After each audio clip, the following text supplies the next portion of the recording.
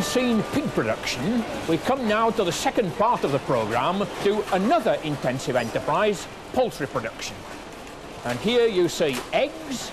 We're also going to see the other part of the poultry industry, meat production, because both are two very important sectors. And they are, in effect, converting cereals and proteins into high-quality human feed in the egg, which is a very highly nutritious product, as is the poultry meat. And so we're looking at intensive production on the farm, now mainly based in the hands of large-scale production, so that we can produce a good, uniform product for the market outlets. Some are sold at the farm gate, but many are sold through supermarket outlets and the shops. Therefore, we're looking for consistent, high-quality produce. One of the problems with the poultry industry is that we tend to be producing more than we really need in the demand situation. Therefore, there's pressure on the producers all the time to try to be more efficient. Hence the large-scale mechanisation of many of the egg and meat production units. So intensification is there to try to spread the overhead costs, try to meet the market, try to get the best price possible. But there is economic pressure on the industry. The other thing that we need in the industry is good people to look after the birds and also to look after the product right the way through. So many resources, including people, are being used in the industry. We, I think, ought to start with egg production. So let's go and see the production going through the farm units before we get the eggs here at the packing station. Eggs are a delicate and perishable food product whose quality is directly influenced both by the breeding, rearing and feeding systems adopted for the hens that lay them, and also by the efficiency of systems by which they are subsequently handled, graded and distributed. Many of the larger egg grading and packaging lines today act as a central clearinghouse for eggs from a variety of egg production systems, systematically and accurately sorting, checking and grading the eggs to meet the various needs of the retail market outlets. In this story of the chicken and the egg, consumer demand for a regular supply of cheap, high-quality eggs has had a direct influence upon most aspects of production. And meeting this demand is the business of the poultry producers, through the breeding, rearing and maintenance of suitable flocks of healthy, productive laying hens. The vast majority of today's commercial flocks of laying hens are in fact hybrid birds, derived by complex and highly developed closed breeding techniques from the principal pure breeding varieties of egg layers, such as the white leghorn, the Rhode Island red and the light Sussex.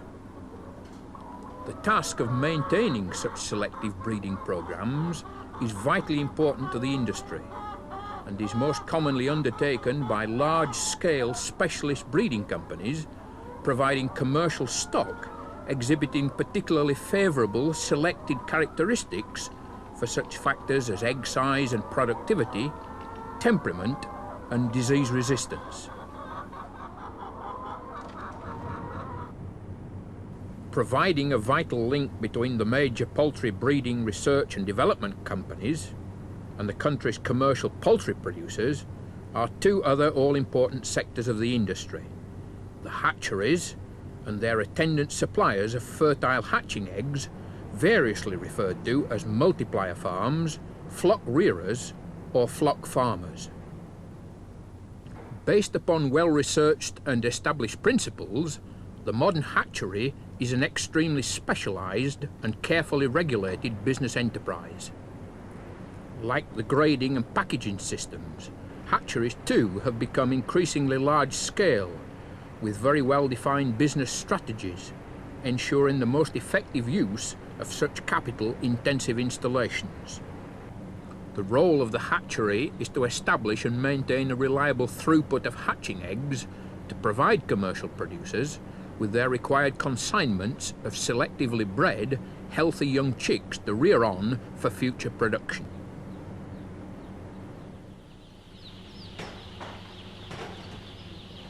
With the fundamental task of hatching selected chicks en masse for dispatch to commercial producers, most of whom adopt an all-in, all-out policy for their commercial flocks, it is understandable that emphasis at the hatchery is placed both on the technological aspects of the installations, which ensure very close control over the essentially critical phases of chick development within the hatching egg, and also on the careful control and management of a business which depends very much for its success on the careful matching of supply and demand to meet precisely the needs of established clients. Following the mass hatchings, the young chicks, often only a matter of a few hours old, are inspected, sorted and boxed by staff at the hatchery. During this initial inspection, the opportunity is taken to examine the chicks for signs of abnormalities or other indications of impaired development before the loading and transport of the boxed chicks. The dispatch of the day-old chicks is thus the culmination of an operation at the hatchery which is coordinated with almost military precision, with the timing and transfer of eggs through the various stages, ensuring that the selected chicks are hatched in the right quantities, at the right time, ready for prompt delivery to the commercial producers. From the hatchery, the young chicks are installed initially in well-ventilated, insulated, purpose-built rearing accommodation, which has previously been emptied, thoroughly cleaned and disinfected to reduce the risk of spread of infection between poultry batches. Here they may be reared either on a litter floor or in cages, depending principally on the type of rearing system which is adopted later for the mature birds. Where hens are battery housed in cage systems at maturity, it is common to introduce young chicks from the start into special tiered rearing cages, and to subsequently take them through their early development as pullets, young immature hens, also in caged accommodation, until they reach point of lay, usually at around 18 weeks of age.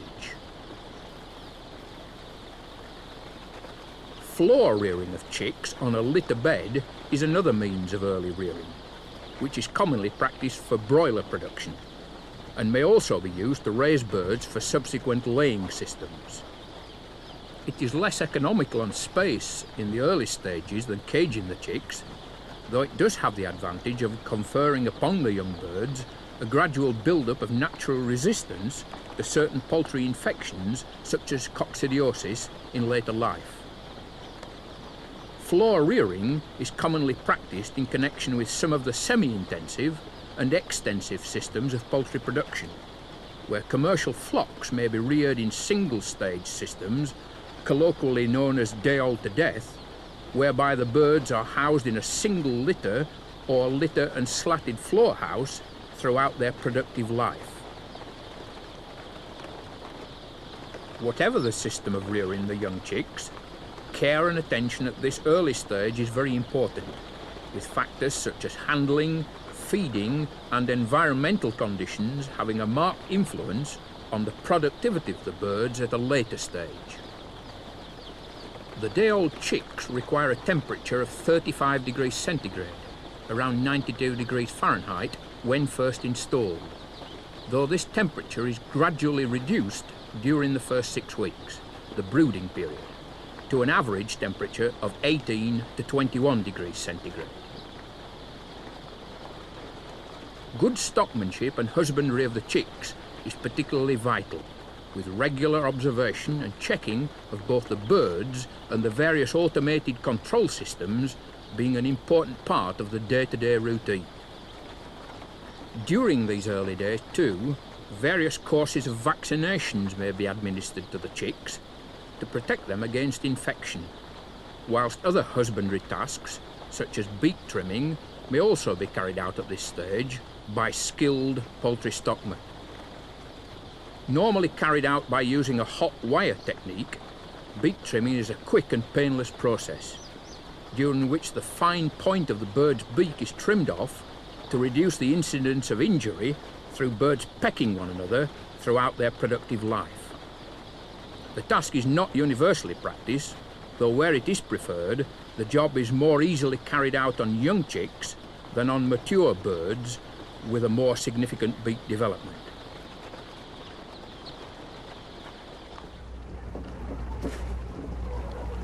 During their early weeks of life, the young chicks grow and develop rapidly, soon losing their covering of downy chick feathers to be replaced in the pullets by the typical adult feathering with the characteristic colouring of the particular breed and strain of laying birds selected.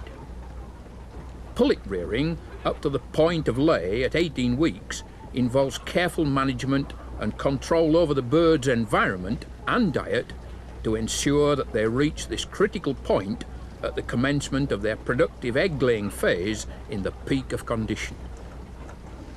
Feed compounding for the various stages in poultry production is a very exact science, and rations are formulated to suit precisely the bird's dietary requirements. The economics of feeding large numbers of poultry in today's large-scale production systems is a very important consideration, and usually involves a principle of least cost rationing in the formulation of diets, which meet the needs of the birds at all stages of production, whilst at the same time being an economical outlay for the producer. As well as careful control of their diets, a fundamental aspect of poultry production for laying birds is the careful control of lighting during their early rearing and throughout the whole of their productive life. Providing both a diet and a suitable environment to enable pullets to develop mature body condition during their 18 weeks rearing period is therefore essential if good potential egg production capacity is to be established at the point of lay. Until at 18 weeks of age, they are transferred to and established in the various systems of laying accommodation.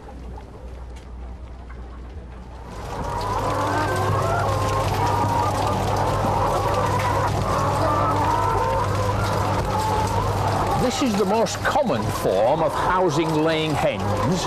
We call it battery cages. The hens are in cages, in this case, 4 stacks of birds.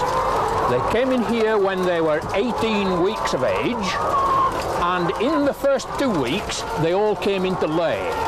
And they will stay in here for approximately 13 months, when hopefully every hen will have laid at least 280 eggs, and hopefully some of the best ones 300 eggs. They have ad lib access to the food, which is high energy, high protein food, and in the back of each cage there are drinkers, so they can have ad lib access to water as well. They're standing on a wire floor so that the dung falls through and then it's scraped away mechanically into a below ground pit, where it's then taken out onto the farm and spread on the land. When the hen lays an egg, it rolls forward down the cage and in this case onto the conveyor belt. So these are being taken automatically for grading. And the food also comes on automatically to top up the hoppers, and these hoppers are so designed so that the birds do not waste the food, because that's very important. The temperature in the house is controlled, thermostatically controlled, at ideally around 70 degrees Fahrenheit, with good ventilation, so that we've got a nice environment here for the hens to lay their eggs. And as you see, nice food, plenty of water, a good environment, and some very nice eggs.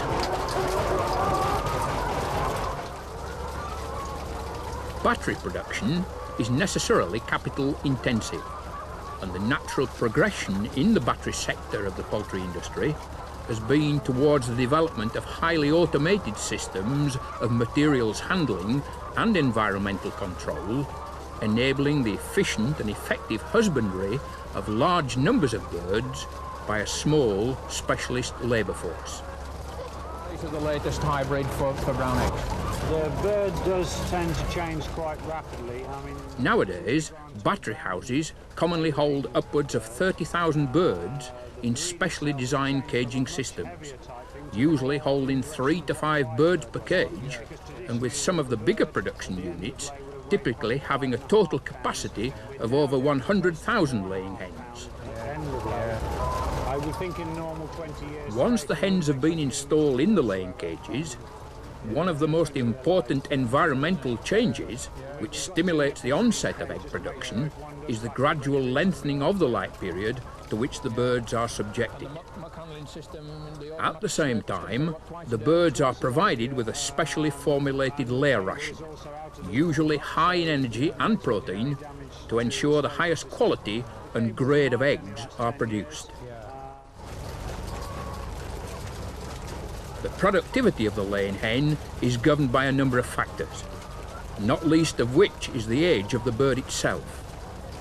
The usual period of egg production being some 56 to 58 weeks from the point of lay.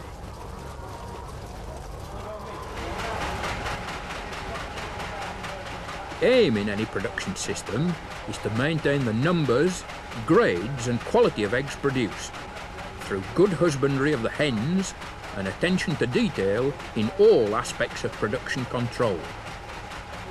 To this end, reliable feed rations and equipment, skilled stockmanship and accurate records all contribute to the overall management of the production system and are essential to the husbandry of the commercial flocks themselves, the marketing policy for the eggs, and of course the effective planning for future production.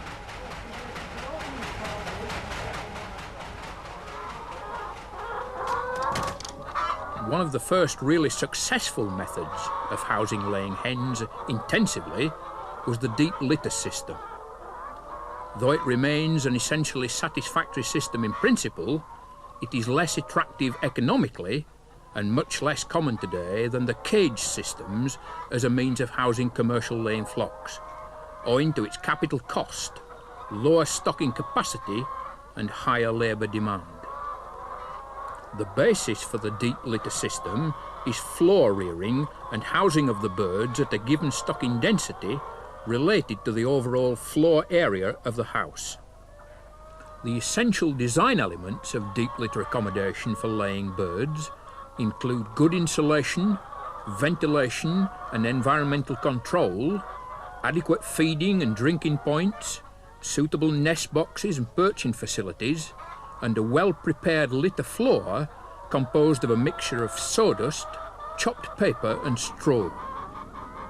The more traditional designs of deep litter accommodation indeed encompassed all these aspects, providing the birds with freedom of movement within the house and the plentiful opportunity to exhibit and engage in their natural, instinctive behavioural patterns. Such traditional designs, however, often required a high degree of labour involvement in such aspects as feeding, clearing out of litter and of course collection of the eggs, all time-consuming tasks which led to the increasingly prohibitive overhead costs of the deep litter system. Furthermore, with the increasing requirement for close attention to detail in relation to the marketing, price and quality of eggs produced, it was soon evident that the overall control that was possible with the cage systems of production could not easily be reproduced with the more traditional deep litter production methods. Consumer demand and preferences for reliable and consistent egg quality has therefore been particularly influential in the development of the modern cage systems of egg production.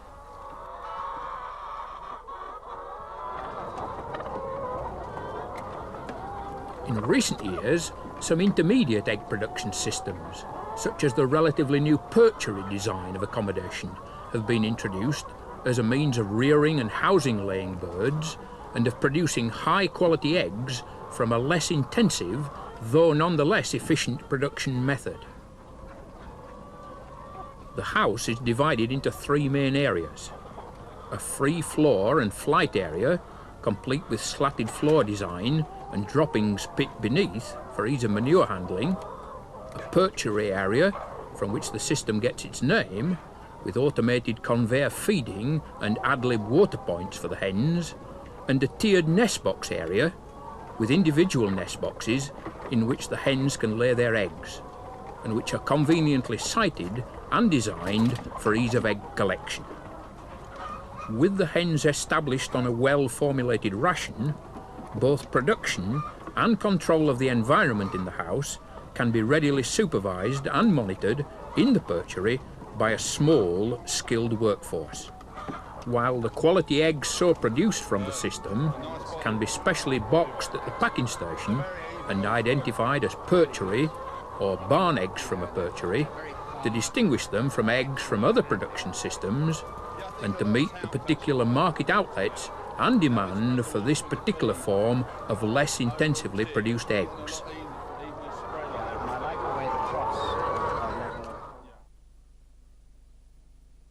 Meeting the demands for eggs which are produced on even more traditional lines are small numbers of producers concentrating on the rearing and housing of laying hens on various forms of extensive and semi-intensive production systems, where the birds have access to the great, though on occasions not so great, outdoors. Meeting the needs of the market for an egg produced in slightly less intensive situations is the job of some producers, producing what we call free-range eggs. That means the hens can come outside from their house and have run access to the field. Hopefully in the summer months there's some nice grass for them to eat and scratch in, but in the winter months it can be very different, cold and wet and fairly miserable, not just for the hens but for the staff as well. But there is a demand for this type of egg. People are prepared to pay a premium, but that's just as well because the costs are higher.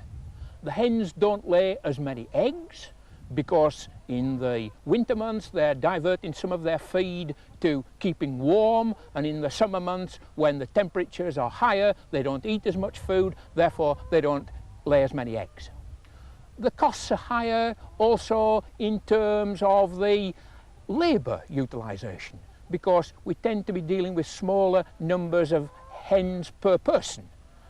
Less mechanisation, hand collection of eggs, quite a lot of hand involvement in the removal of manure from the house. Therefore, the working conditions nowhere near as pleasant as in many of the intensive systems for the staff.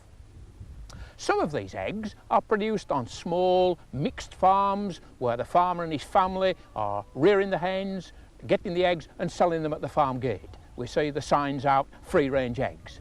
But others are needed for this quite important, still small but very important place in the supermarket needs where people are wanting this type of egg. Therefore, units such as this have been designed with larger numbers of birds, trying to produce the quantity of eggs required by the market and maintaining the quality. But that's not easy because of the variation in temperature. Some days the hens are inside, sometimes they're outside, so there are problems in that area. Some producers have tried to keep the costs down by having a fairly simple house for the hens to go into at night. Others have increased the costs by involving ventilation control, lighting in the house, automated feeding, but then their costs go up. So it is not an easy situation to keep costs down but produce a reliable output. But really, this is what we're trying to get. Good eggs for the market at the premium price, covering the extra costs. This is another system of egg production demanding good husbandry and good management. In addition to the advances which have been made in the poultry industry with regard to commercial egg production, there have been similar and essentially parallel advances in the development of systems of poultry meat production for human consumption. Meat production from chickens, called broiler production, like the majority of egg production systems, has become in the main a specialist large-scale exercise, which, though similarly integrated, has nevertheless quite different production and marketing objectives from the egg production systems. a fact which has led to the development of broiler production as another quite distinct sector of the poultry industry.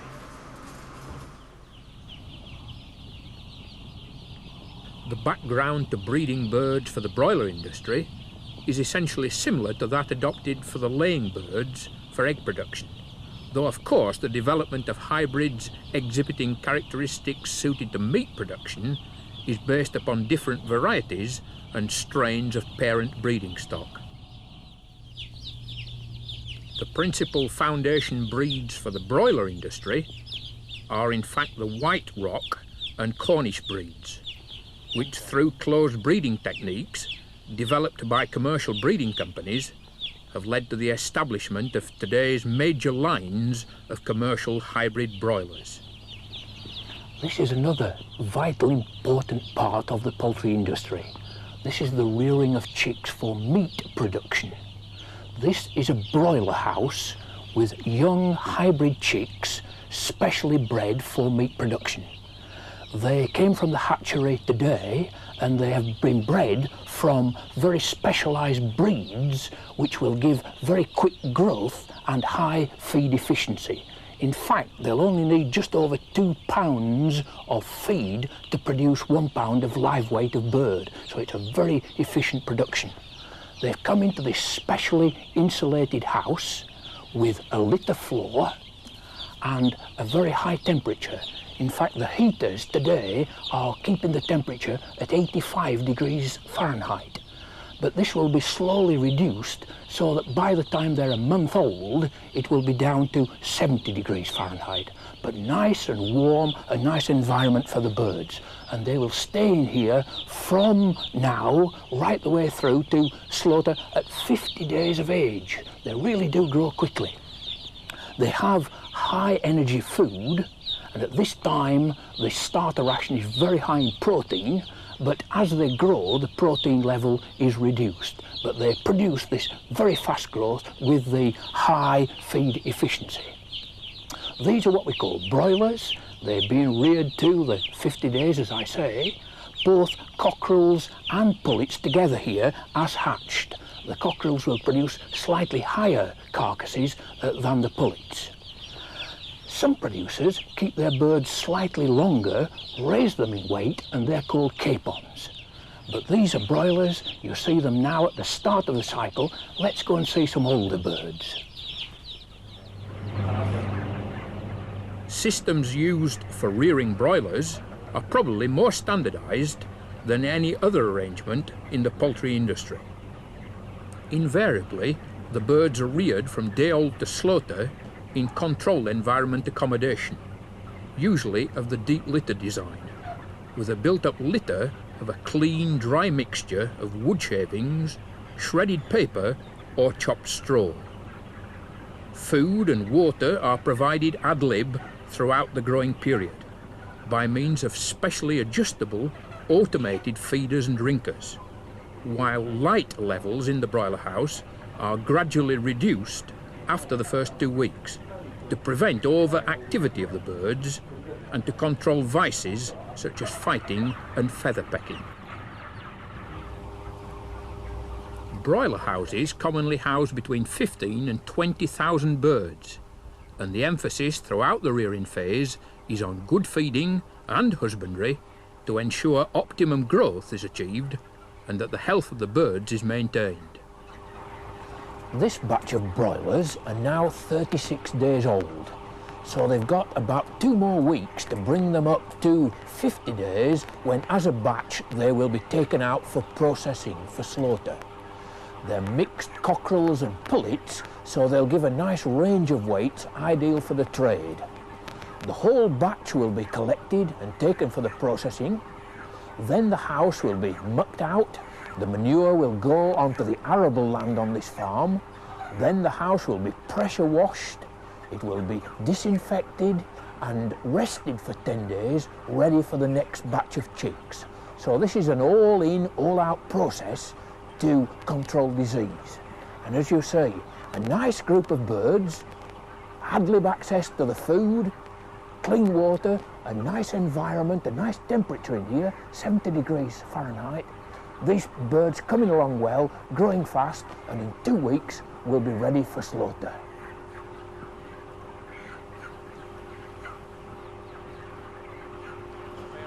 That's a nice one here, thank you. Well, here we've come to the end of the line now. We've seen the birds on the farm.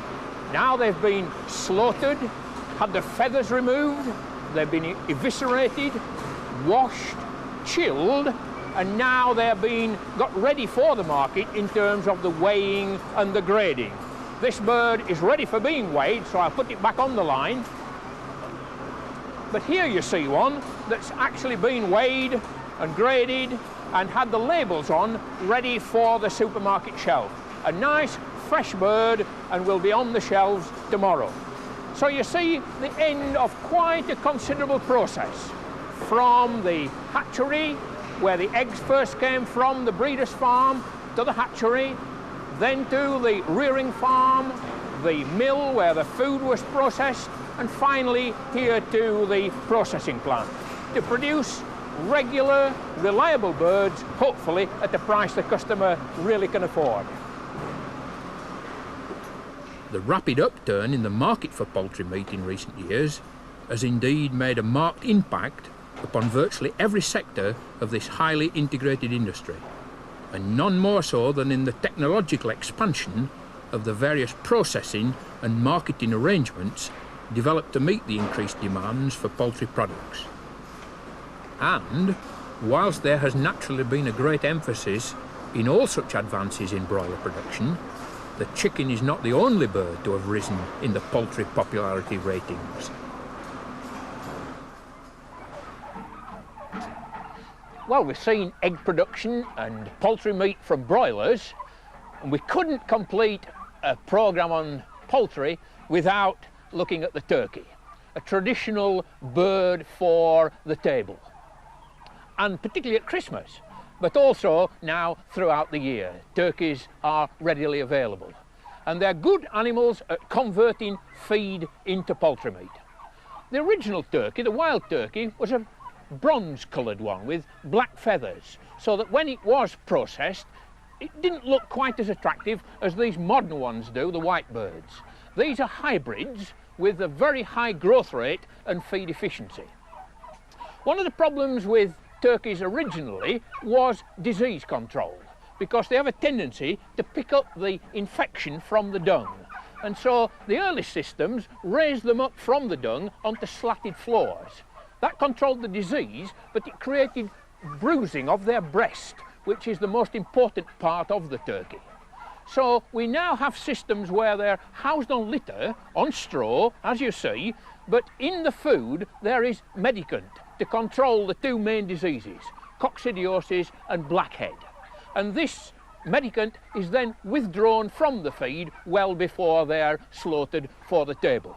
So we see a good modern system housed in an insulated building on the floor, feeding with good high energy feed to produce this high quality bird.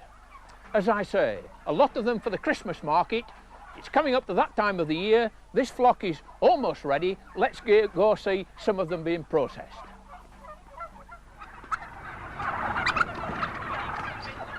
Most of the modern hybrid turkeys used commercially today are based upon two foundation breeds, the broad-breasted bronze and the Beltsville white. Growth rates of the modern hybrid turkeys are extremely rapid, and young turkeys or poults are taken through to various slaughter weights depending upon their age at the time of slaughter. In addition to the increased popularity of turkeys supplied to the fresh and frozen markets, turkey producers have further increased their output to consumers with the marketing of a variety of portioned and processed turkey products, all adding to the increased turnover for those specialist producers experienced in turkey rearing and husbandry. Various rearing and production systems have been developed, with some flocks still being reared outdoors on range pasture, with suitable shelter and heavy-duty fencing to keep out predators. Nevertheless, by far the majority of turkeys today are produced on a larger scale and are reared on more intensive systems in essentially deep litter style accommodation, having efficient insulation and ventilation and at least some form of overall environmental control.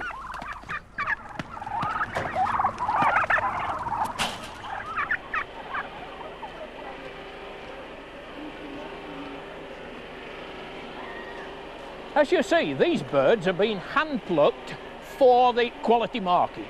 It's what we call dry plucking, and they're being plucked ready to go to the butcher shops and then to be sold to the customers. And the customers want them at differing weights according to the size of their families or whether they're having a party, and therefore they need them all at the same time, so they have to be reared over a different length of period. The heavy birds, they'd be started in July, the medium ones in August, and the smaller birds wouldn't be starting until, say, September. And that's how we achieve the range of weights. Now, not all customers want to pay the price to have them hand-plucked. Many people want them slightly less expensive from mechanical plucking.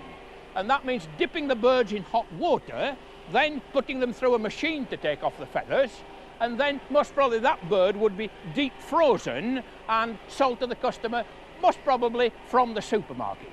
But these quality birds are being hand-plucked. Christmas is coming, we'd better get the rest of the feathers off.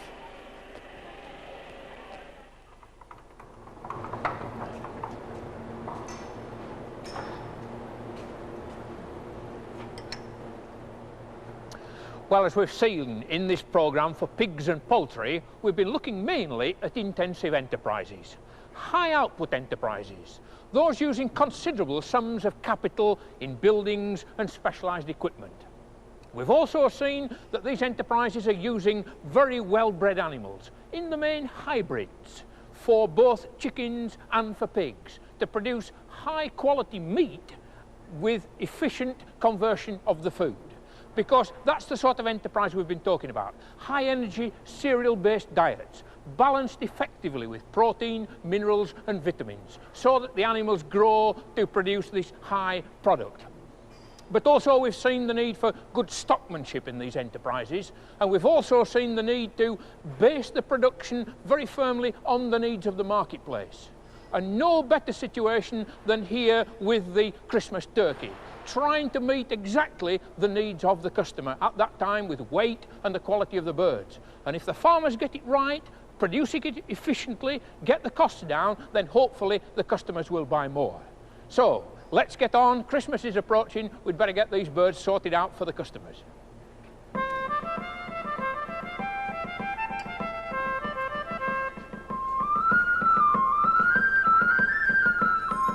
Now, you got one for me, lads. What weight are these? Have you any? This is what they 18s. Oh, let's go a bit further down. Any go on this left-hand side? One of these good. A 20. Yeah, I'll take this down for you. Give a grand bird. 20. Where do you want that? Oh, this one. Right.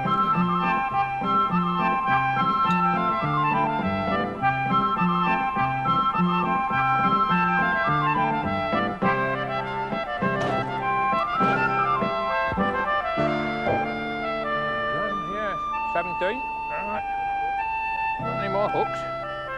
What's that? 17? No, it's on. That doesn't need to go. Right. 21. Right, that stays on there. Alright, this side. Alright, over this side. Over here. Alright. Can't find a hook for this one. I'll put that on there. They're grand birds, aren't they? Smashing. Real good.